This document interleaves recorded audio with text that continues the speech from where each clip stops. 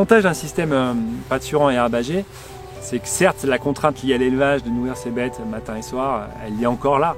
Il y a toujours plus ou moins quelques vaches dans un bâtiment. Mais enfin, elle est beaucoup plus faible, quoi. On s'en sort aussi avec des râteliers, on peut mettre du foin pour 3-4 jours. C'est beaucoup plus souple.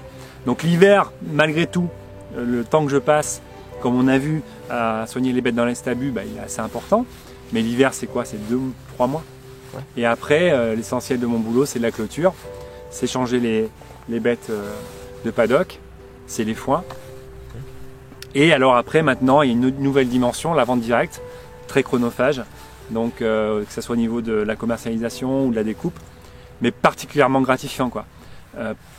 Pas forcément au niveau économique, les gains de marge sont pas énormes, mais d'avoir les consommateurs en direct en face de soi et de leur expliquer ce qu'on fait, mais moi ça m'a redonné de la motivation pour mon travail et du goût. Puis c'est une forme de diversification, je mets pas tous mes œufs dans le même panier aussi.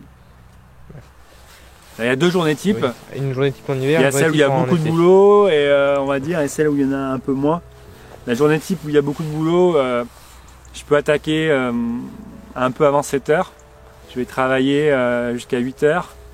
De 8 à 9, je m'occupe de mes enfants, je les amène à l'école. Et à 9, je reprends. Donc, donc l'hiver plutôt dans les stabus.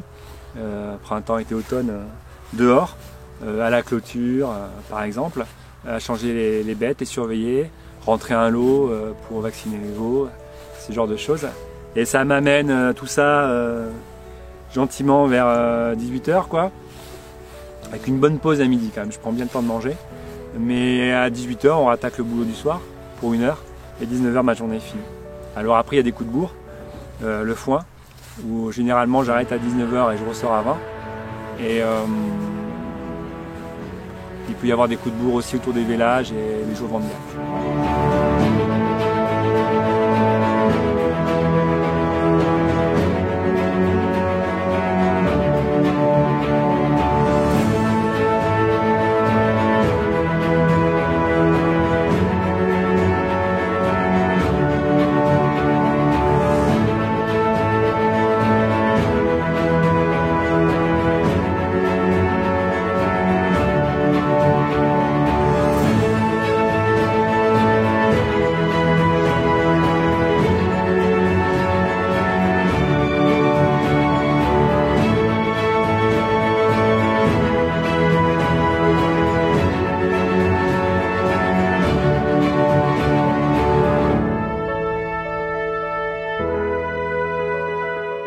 Bon, moi j'ai choisi ce métier vraiment parce que voilà, j'avais pas de ferme à reprendre, mes parents n'étaient pas agriculteurs. Et bientôt 15 ans après, il y a des choses qui se compliquent, les aléas climatiques, parfois le rapport à la société, même si j'en fais pas une bête noire, des véganes et des L214. Et bon, malgré tout, on voit bien qu'il y a des qu'on subit des pressions, mais notre métier, il reste au cœur de la société parce que on nourrit les autres et puis on aménage le territoire. Et moi je suis fier d'être paysan pour ça. Je crois que ce rôle va prendre encore de l'importance dans les années à venir, c'est mon opinion. Et puis j'aime mon boulot parce que voilà, j'ai gros de contraintes, mais je reste mon propre patron. Les animaux m'imposent des contraintes, le temps aussi, mais je fais un peu ce que je veux de ma journée quand même, souvent en plein air. Et ça le dimanche, j'ai pas l'impression d'être la veille du lundi où on va revenir bosser, quoi. C'est un jour comme les autres. Et je prends un petit peu de vacances, mais parce que j'aime ça, mais je suis très très bien sur ma ferme. Et mon boulot, vraiment, je l'adore. Après, aussi au niveau de mon système lui-même, que ce soit un système très herbagé comme le mien ou avec plus de culture, je pense que tous nos systèmes d'élevage ils vont aller vers une forme d'économie et voilà, d'être moins consommateur en termes de carbone, etc. Donc c'est la voie que j'ai empruntée. Je crois vraiment qu'elle a de l'avenir, sinon ça sera compliqué d'avoir encore de l'herbe, même en Limousin, après 2050, quoi. Et donc voilà, je pense que ces enjeux-là, ils sont très importants. Et que l'éleveur de demain, il faudra aussi qu'il puisse vivre économiquement de son métier, ce qui est toujours dur, même actuellement, c'est vraiment limite, quoi.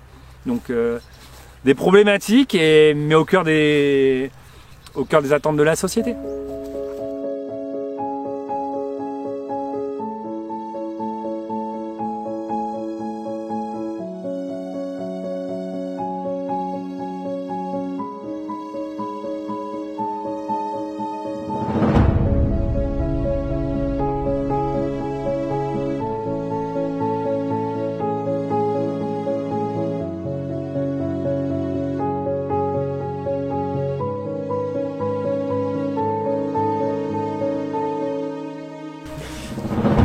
justement, par rapport à la société, qu'est-ce que vous pensez de tout ce qui est débat actuel, le glyphosate, le Mercosur, le TAFTA? Moi, je crois beaucoup à la relocalisation des productions. Et donc, je suis inquiet de voir que nos politiques, d'un côté, ils la prônent, puis de l'autre, ils signent des accords avec l'Amérique du Sud, le Canada, etc. Donc ça, c'est inquiétant. Après, l'agriculture, l'élevage du Limousin, il ne peut pas être en concurrence de l'élevage de ces pays-là. Nous, ce qu'on doit viser, c'est la qualité. Mais ce que je crois, c'est que moi, je travaille pour que ma viande elle soit bonne et avec un impact carbone minimum. Donc je trouve ça inadmissible qu'elle soit en concurrence avec une viande qui traverse l'Atlantique. Bon voilà, là il y a un enjeu de société. Sur l'utilisation des phytos, moi j'ai fait le choix par l'engagement dans l'agriculture biologique de ne plus en utiliser. Il me semble que c'est une attente forte de la société. Maintenant, il y a des systèmes comme le mien en conventionnel qu'on utilise encore un peu et je pense que c'est souvent dans des proportions qui restent acceptables. Mais ce qui est sûr, c'est que toute l'agriculture va devoir s'engager vers une utilisation moindre de ces produits, voire plus du tout, quoi. Parce que la société l'attend, et puis parce que on voit bien que ça induit des problèmes de santé collective, quoi. Moi, je suis très sensible à ça. Et en ce qui concerne les débats sur l'élevage, qui sont parfois très irritants parce que menés par des associations un peu radicales dans leur discours. Moi, je crois beaucoup au dialogue et à la possibilité de parler, quoi. Ce qu'il faut reconnaître, c'est que nous, éleveurs, il faut aussi qu'on élève nos animaux, par exemple, pour parler du bien-être, dans des super conditions.